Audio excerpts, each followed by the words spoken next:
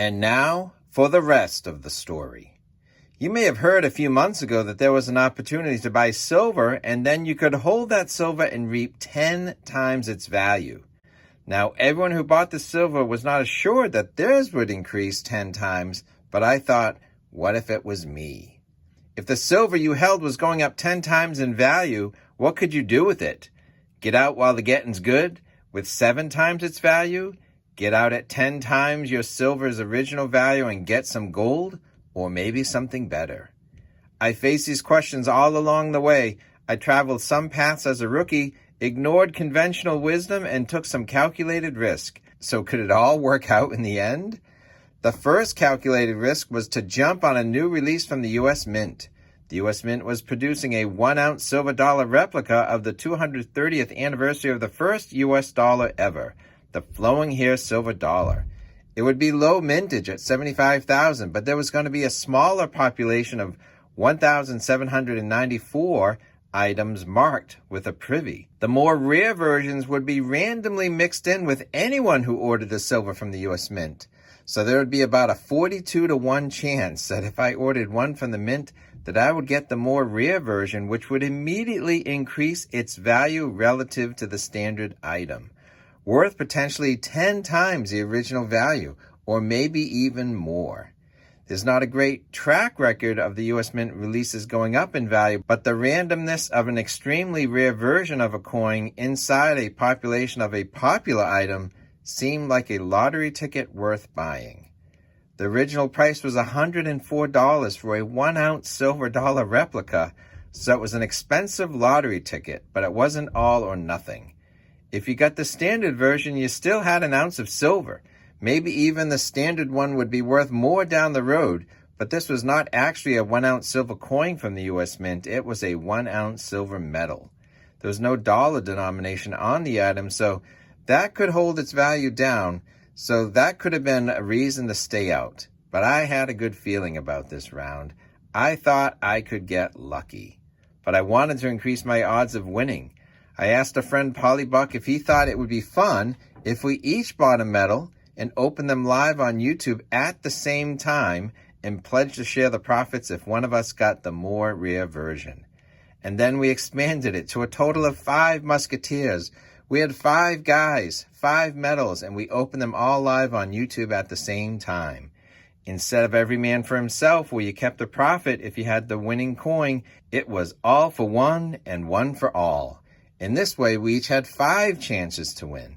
If any one of us had the winning rare privy coin, we would sell the item and split the profits equally. Welcome to Silver Heist. Thank you to our returning subscribers and guests. If you like silver, gold, and a coin with a good story, please give this video a thumbs up and subscribe. One by one, we opened our item. Silver Husky opened up his, and it was not the special privy version. Then Polybuck struck out. Then OC Stacker struck out. 3 men up, 3 men down. I took my shot and got nothing. With 1 chance left, our West Coast guy, Stacking Surfer, opened his up, and he found the rare silver privy. With the odds 42-to-1, with 5 chances, we beat the odds. I now was the owner of 1/5 share of a valuable item, but it was being held by someone else 3,000 miles away. If you don't hold it, do you own it? It was in his hand, and he thought the round looked great and would catch a pretty penny on the secondary market. But now, how do we sell it? Should we get out from under it right away and strike while the iron is hot? Maybe sell it to a coin store with a national presence who specializes in these kinds of things. Right away, we had a cash offer of $3,500 for the privy coin raw in the original packaging. But 2 of our 5 Musketeers were on the West Coast, and one of them was holding the item, and they thought they had a good connection at a well-established coin store nearby who could maximize the coin's value by sending it to PCGS for grading. What did I know about grading modern collectibles? Have I ever owned modern graded coins? No, but I wouldn't mind selling one quickly. This coin store had a connection to get expedited grading from PCGS. We could have this item hand-delivered to PCGS. Inside 48 hours, we were holding the top grade, an MS-70 PCGS slab coin. Our rare item with only 1,794 minted with the privy was now even more rare as it graded out at the top condition. We then partnered with this same coin store on a commission basis for him to sell it. So we took the "if you don't hold it, you don't own it" to another level. And this guy wanted to fly from California to a big national Baltimore coin show and sell it there. I've heard stories of big coin show vendors having their hotel rooms burglarized while they're out having dinner, or a member of the public stealing an item right off the vendor's table. There was some risk for sure. But since it was a big coin show where the U.S. Mint was releasing the same coin but in gold, it looked like a great opportunity for our special item to be in front of the best possible audience of buyers. I had placed so much faith that our silver metal would be sold at this coin show that I placed an order for gold and spent my profits. I counted my chickens well before they were hatched, and my chickens cost $1,025. But what happened to our rare item at this big coin show? No sale.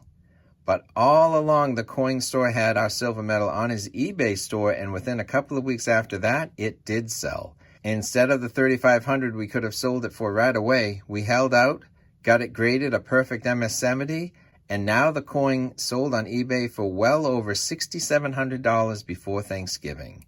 Subtract the eBay fees and the coin store's commission, there was a lot of money coming to the Five Musketeers, but we still didn't have our money. We had to wait, just in case there were issues with the eBay transaction. We had to let some time pass before dividing the profits. Finally, mid-December, I got my check for $1,075. If we sold right away with the item ungraded, I might have gotten around $700, but we held out for more. Patience did pay. When we bought, we had hoped that this metal could go up 10 times its value, but the one metal actually went up 50 times its value. It provided a 10 times in value increase, not just to one guy, but to 5 guys. We each got 10 times our initial investment. We increased our odds of success and got a great outcome through a combination of collaboration, patience, and luck. I'm still holding my original $104 flowing hair silver metal, but with my share of the profits, I bought 7 silver eagles, and I also bought a 1/4 ounce of gold.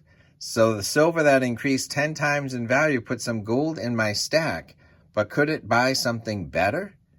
One of my fellow Five Musketeers used his windfall to make the final installment on his child's braces. So the silver that increased 10 times in value also helped provide the best smile for a child and put a smile on the face of a proud father. And now you know the rest of the story.